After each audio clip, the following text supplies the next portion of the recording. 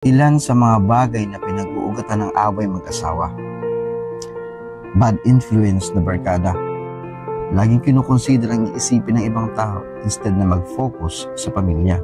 Pangiinsulto, lalo sa harap ng pamilya o mga kaibigan. O kaya, lalabas ka sa mga barkada.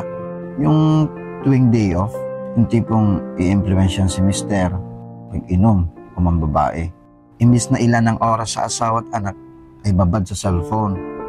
Hindi pinapahawak ng pera si misis. Tinahanapan pa ito.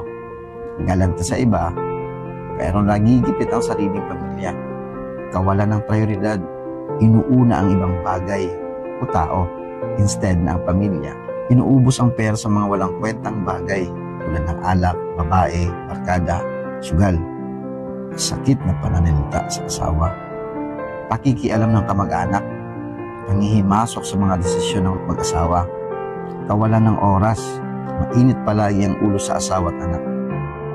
Ilan lamang ito sa napakaraming bagay na maaaring pagmula ng away mag-asawa.